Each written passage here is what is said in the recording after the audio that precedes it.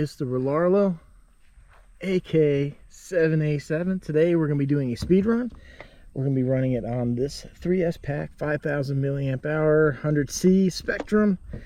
And then we're going to be putting in a 7,200 milliamp hour, 130C 4S Ovonic. See if the little car can handle it.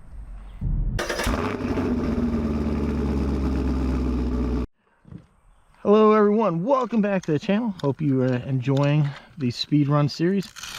I like the car, I like running it. I do get really nervous when doing these speed runs. So now I came out here the other day to do this and found out that the way the battery tray was set up with that arm that was on here, I couldn't run the batteries that were here. So I did put the 3S, did get this battery to squeeze in there, and I was running it around, and I noticed this on the unbox too, if you watched that video.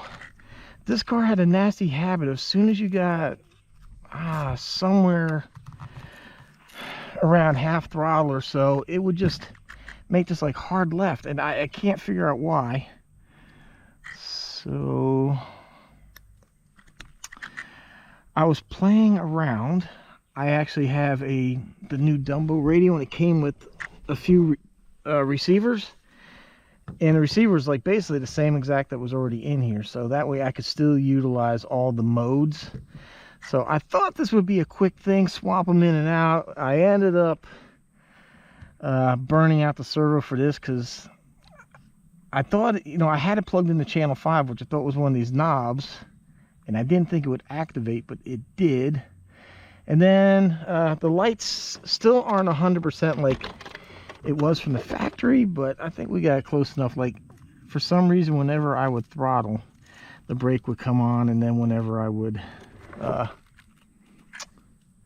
hit the brakes, then it would kind of go up, but it would stay on with the gas. So I just got it into the channel that's always on. At least that way, the brake light's on, I can see it going down the road. Check it. Oh yeah, we got some servo action in the house now. I know some people might be against that, whatever. So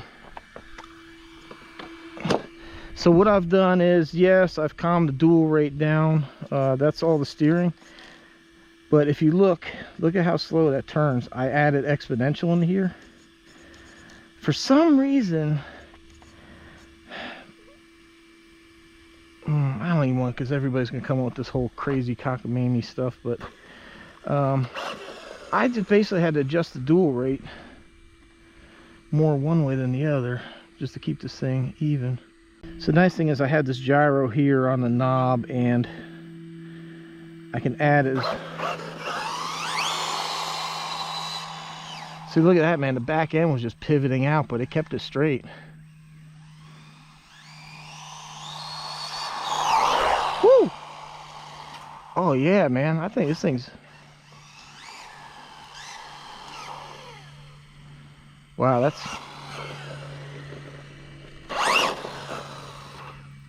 For some reason when I hit the brakes, it's really wanting to latch on for some reason. That's weird.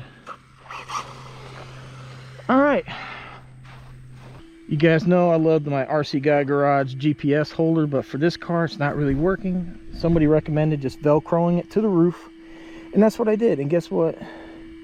It's a GPS, you know, it works upside down. So it's actually upside down in there, but it's working. Really liking having this bound to this Dumbo radio. So because now I have exponential, which slows down the steering.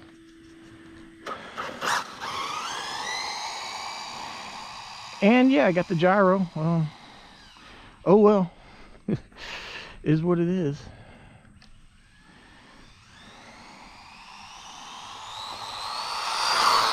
Oh yeah, that's full on. Look at it, straight as can be. I got to figure out why it's braking so hard.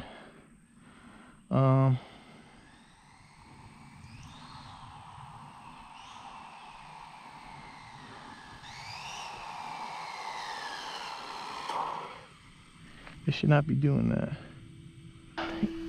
I'm not sure if anybody noticed a certain sponsor on here. Oh, I wanted to show you the wing too. So I do got the wing figured out on this knob. Check it.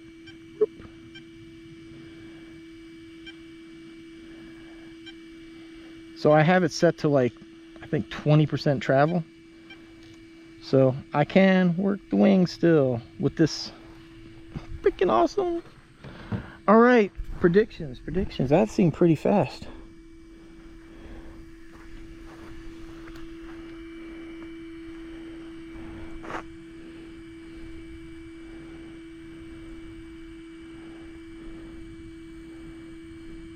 $57. Woo, 57. This is stock, man. I have not changed gearing. 57, and it was driving nice. I mean, it was really driving nice. All right, check it. You can see the GPS there. Normally, like, I would strap it here to the battery, but if you look at where, I'm kind of afraid that I might not be able to get the battery to close on this thing. Oh yeah, that's gonna be tight. I will say, changing out the transmitter and receiver has cured the it wanting to veer off. But see, right now I got that brake light stuck on. If I go turn that 3, I thought if I did that 3 times, I got the flashing lights.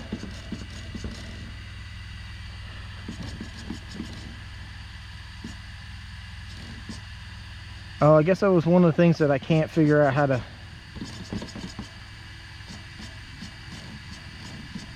Look, I got a little Traxxas servo. Came out of my the Trax, but I got it to work. I said the nice thing is you can program this and say, hey, this channel only needs like so much throw. And then, like I said, I got the backlight.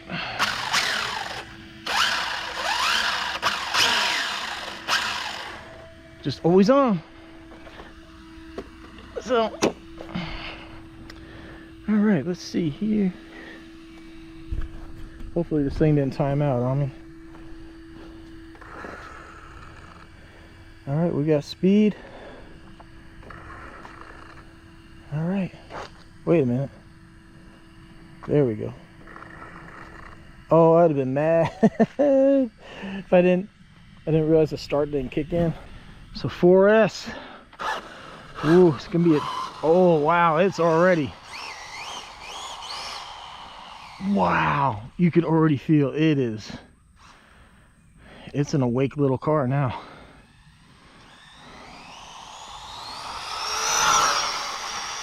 Oh.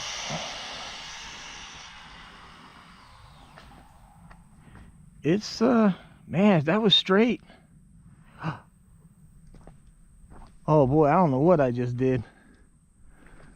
I just nailed the throttle or something.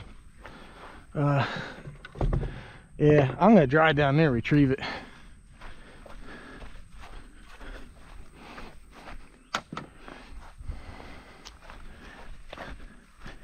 I think the problem is when because I got so much expo, the wheels don't turn, and I don't know. Ooh. It didn't crash. It did not crash.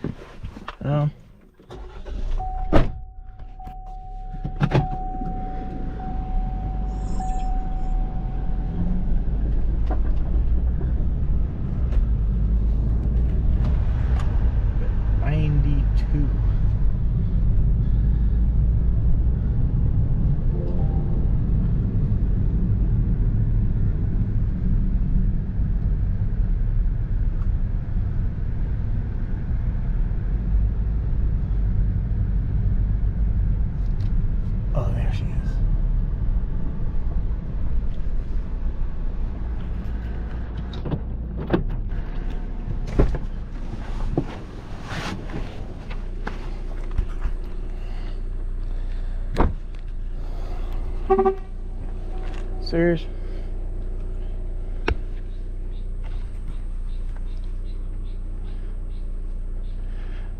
All right, guys, I kept it going. That way we can, there's no dispute on the speed here. Bluetooth connected. Man, she was rolling.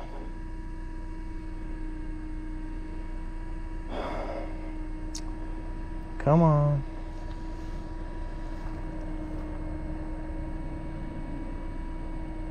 $76. Ooh. 76, man, and it felt so easy. That felt so easy. Yeah, I don't know, I turned around here. I must have just nailed the throttle too hard and it just shot off in the grass, but it didn't wreck. It did not wreck. I mean, it went down the road so straight, so straight. What Rlaarlo has done here is absolutely blown me away. It was so hard to get the Vendetta up to speed. And granted, I mean, that was on 6S, but, or even on 4S, it just wanted to ignite the tires and just bring that car around. I don't know what the secret sauce is here, but man, it's fantastic. This actually just makes the speed run so easy. Maybe, I think maybe the gyro's helping a little bit, I don't know, but I really thought that by putting 4S in here, this thing was going to be all over the place. I thought it was going to be horrible, really. I figured running dual motors with dual like 3S packs would make it manageable car.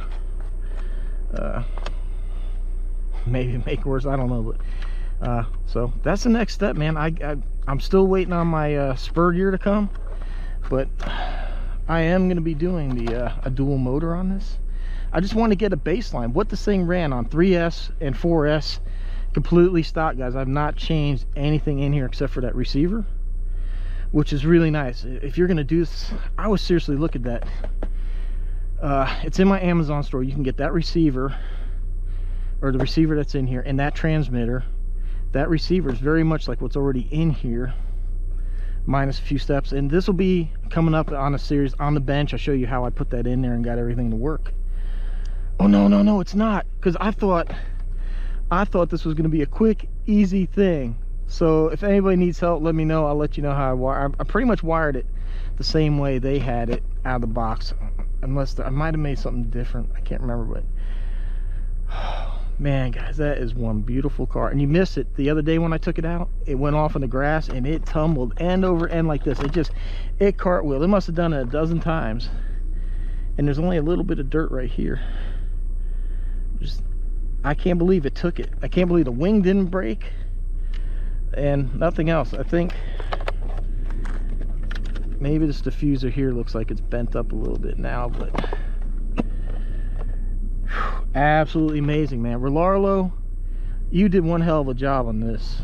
I'll tell you what, you guys really did great. All right, everyone, appreciate the support. Thanks for watching. See you on the next one.